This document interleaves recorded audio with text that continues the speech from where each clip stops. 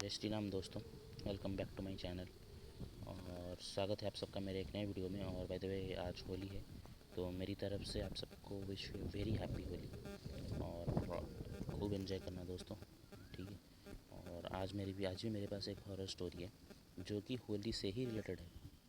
तो आज की वीडियो में हम बात करेंगे हमारे फैमिली के साथ हुई, ठीक है, हमारी फैमिली ने हमारे एक रिलेटिव के साथ हुई होली के दिन एक ब्लैक मैजिक की स्टोरी, ठीक है। कैसे उनके दोस्त ने उन पर एक ब्लैक मैजिक किया था, ठीक है, जो कि ये मतलब कि एक बदले की उसमें आग थी उनके दोस्त में।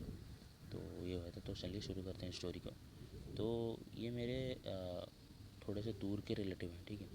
तो होली में क्या है कि इनके जो पापा थे, ठीक है, वो बहुत मतलब कि अपने टाइम में मतलब कि वो आईआईटी में थे, आईआईटी दिल्ली के स्टूडेंट थे वो। तो उनके साथ उनका एक स्कूल का फ्रेंड था जो हमेशा क्लास में टॉपर फर्स्ट आता था। और जो इनके पापा जो थे वो मतलब कि रिलेटिव के, तो वो सेकंड आते थे, ठीक है। और 10th क्लास में तक 12th तक वो फर्स्ट और ये सेकंड आते गए। बट बाद में हमारे रिलेटिव के जो पापा हैं उनका आईआईटी में सिलेक्शन हो गया, बट उनका जो दोस्त था जो फर्स्ट आता था उनका सिलेक्शन नहीं हुआ। और वो उनका सिलेक्शन इसलिए नहीं हुआ कि वो हमेशा कंपटीशन के मूड में रहते थे, ठीक है। और मेरे जो रिलेटिव के पापा थे वो उनके कंपटीशन कोई नहीं था, ठीक है। उनका फर्स्ट आए तो हुआ, सेकंड आए तो आए, कोई फ़र्क नहीं पड़ता था। तो इस वजह से उन्होंने कॉम्पिट कर करके कंपटीशन इतना कर लिया था कि उनका सिलेक्शन बिल्कुल भी नहीं हुआ, ठीक है। उनका एनआईटी में भी नहीं हुआ। उन्होंने ड्रॉप लेके फिर से एक बार आईआईटी एनआईटी दोनों के लिए 2 साल उन्होंने ड्रॉप लिया, उन फिर भी नहीं हुआ। तब उन्हें मतलब कि थक हार के उन्होंने अपने हमारे पास में गवर्नमेंट कॉलेज में उनको एडमिशन मिल गई। बट इनके मतलब कि दिमाग में एक था, मतलब कि एक चीज़ थी जो आ, हमेशा से अटक के रह गई थी कि यार मेरा इसकी वजह से आईआईटी में सिलेक्शन नहीं है। क्योंकि वो मतलब कि वो जो सिलेक्शन हुआ उनमें उनमें ज़्यादा कुछ डिफरेंस नहीं था मार्क्स में, बट उनका हो गया था, इनका नहीं हुआ था, पता नहीं क्यों, किसी को नहीं पता रीजन्स, ठीक है। तो वो क्या है कि अब उनकी उम्र जो है वो 60 साल हो चुकी है, ठीक है, 60 साल हो चुके हैं उन्हें। और जो रिलेटिव के पापा हैं तो उनकी तबीयत थोड़ी ख़राब थी, तो उनका पैर एक बार टूट गया था, ठीक है। वो छत से गिर गए थे, पैर टूट गया था, उनकी किडनीज फेलियर हो चुकी थी क्योंकि उन्हें सिगरेट वगैरह बहुत, दारू वारू बहुत पीते थे। तो ये वो जो दोस्त थे उनके इनके क्लोज थे, बट उनको ना एक मतलब कि खुशी मिलती थी जब सुन के कि ये इसका पैर टूट गया, इसकी किडनी फेलियर हो चुकी है, ठीक है। उनके पापा जो है वो 60 साल की उम्र में भी पूरे मतलब कि बेडेड रहते थे, ठीक है, बेड पर ही पड़े रहते थे। तो एक दिन क्या हुआ कि उनके जो फ्रेंड थे वो होली के दिन इनके घर आए, ठीक है। और इनके घर में इनको कोई नहीं पहचानता था रिलेटिव के घर में। तो उनके पापा को उन्होंने बताया कि उनके पापा के बारे में बताया कि आपके पापा मेरे दोस्त हैं। तो उनको अंदर से वेलकम किया, उनके पापा के पास ले गए और वो सब मतलब कि वो बातें बातें की। उस दिन उनके घर में उन्होंने खाना खाया, लंच किया और शाम को वो अपने घर चले गए। और अगले दिन से क्या हुआ कि उन्होंने उनके पापा के बिहेवियर में थोड़े से चेंजेस शुरू आने मतलब कि नोटिस किए, ठीक है। जो उनके पापा पूरा दिन बेड पे पड़े रहते थे, ठीक है, वो मतलब कि करवट तक नहीं बदल सकते थे, इतनी हालत ख़राब थी उनकी।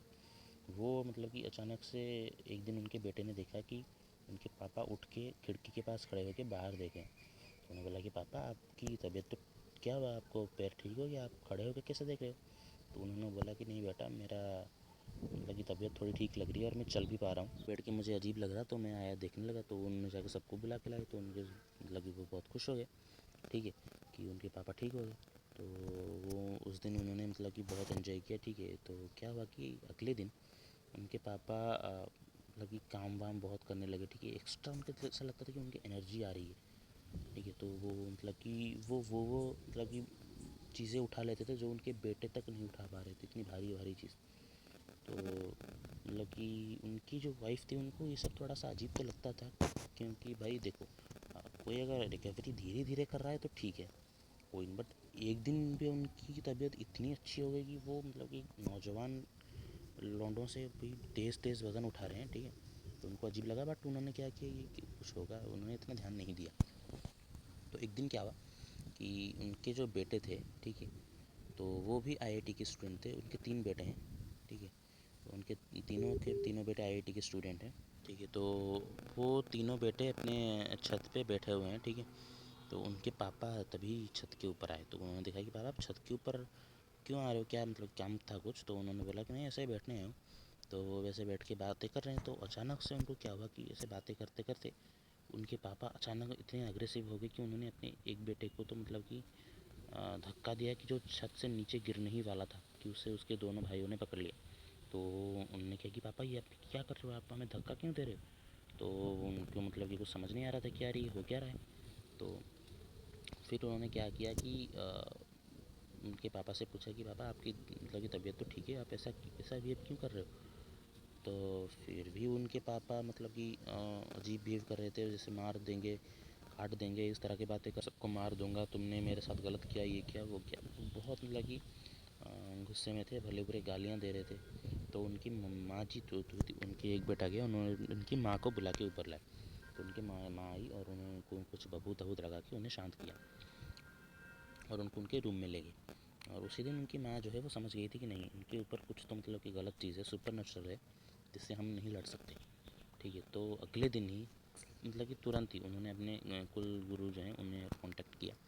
तो उन्हें बुलाया कि देखिए बाबा, हमारे साथ ऐसा ऐसा हो रहा है। तो उन्होंने कहा कि देखिए देखो, मैं इसका सलूशन थोड़ा सा ढूंढता हूँ। तो वो जैसे ही उनके घर आए तो उन्हें पता चल गया कि इनके ऊपर काला जादू हुआ है। तो वो घर गए और उनके आश्रम चले गए और उन्होंने अगले दिन कहा कि हम एक यज्ञ करेंगे। ठीक है, ये जो है वो बहुत शक्तिशाली आत्मा है जिसके तुम पर छोड़ा गया है, और ये जो आत्मा है ये तुम्हारे किसी करीबी नहीं छोड़ा है। ठीक है, तुम्हारे जितने करीब नहीं, वो तुम्हारे हस्बैंड की बहुत करीब है। ठीक है, बहुत उनका बहुत एक क्लोज है। तो मतलब कि उनकी पत्नी को भी उनके उस दोस्त के बारे में पता नहीं था। तो अगले दिन उनका यज्ञ हुआ, तो 6-7 घंटे यज्ञ चला। फिर क्या हुआ कि जैसे इनके पापा को होश आया तो उनको पंडित जी ने, आपके किसी एक क्लोज़ फ्रेंड ने आपके साथ ऐसा किया है। तो उन्होंने क्या, मेरे किसी क्लोज़ फ्रेंड ने मेरे साथ ऐसा क्यों करे? तो उन्होंने अपने क्लोज़ फ्रेंड के नाम बताने शुरू कर दिए।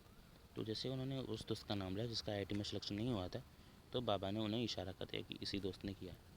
तो उन्होंने उसे अगले दिन फ़ोन किया और उनके घर बुलाया। ठीक है, तो कि आ जाओ, हम डिनर विनर करते हैं। तो उनके बाबा ने ये बताया था कि अभी जो है ये फर्स्ट प्रोसेस पे है, तो इसका सेकंड प्रोसेस को कंटिन्यू करने के लिए वो फ्रेंड दोबारा तुम्हारे घर ज़रूर आएगा। ठीक है, क्योंकि उसने ये भी आधी प्रक्रिया की है और आधी करने के लिए उसको तुम्हारे पास होना ज़रूरी है। तो अगले दिन वो घर आए। तो जैसे ही वो घर आए तो उनके बेटों ने क्या किया कि वो पूरे रेडी थे कि उनको वो पकड़ के पूछताछ करेंगे। तो वो जैसे ही वो कुछ करने वाले थे तो उनके बेटों ने उन्हें पकड़ लिया कि आप ये क्या कर रहे हो? तो उन्होंने बोला कि नहीं कुछ नहीं। तो उन्होंने उनको मतलब कि धक्का मुक्की थोड़ी सी होगी उनमें, और उन्होंने पकड़ के उनके बेटों ने मतलब पूछा कि आप ये सब क्यों कर रहे हो? तो उन्होंने कहा कि हाँ मैंने ये सब किया। उन्होंने अपने कन्फेस कर लिया कि तुम्हारी वजह से मेरा आईआईटी में सिलेक्शन नहीं हुआ था, तुमने, और तुम्हारे बेटों की वजह से मेरे बेटों का भी आईआईटी में सिलेक्शन नहीं हुआ था। ठीक है, और इस वजह से मेरा गुस्सा था और तुम मतलब कि तरक्की कर रहे थे और मेरी जो है मैं कर्ज़ में डूब रहा था, तुमने मेरी मदद भी नहीं की। ठीक है, तो ये सब उनके दादाजी ने बोला कि, पापा ने बोला कि यार तो मुझे अगर बताता तो मैं शायद तेरी कुछ मदद करता। तो वो बहुत गुस्सा थे। तब फिर फाइनली उन्हें पुलिस में फ़ोन करके उनको अरेस्ट करवाया गया। ठीक है, तो ये थी आज की स्टोरी गाइस, बताना कैसी लगी आपको। और ये थी दोनों दोस्तों के बीच दरार आ गई किस वजह से कि उसका आईआईटी में सिलेक्शन हुआ है, मेरा नहीं हुआ। तो उम्मीद करता हूँ कि आप लोगों को वीडियो पसंद आई होगी। पसंद आए तो इस वीडियो को लाइक करना, चैनल को सब्सक्राइब करना। मिलते हैं जल्दी ही नेक्स्ट वीडियो में। Thanks for watching. जय श्री राम।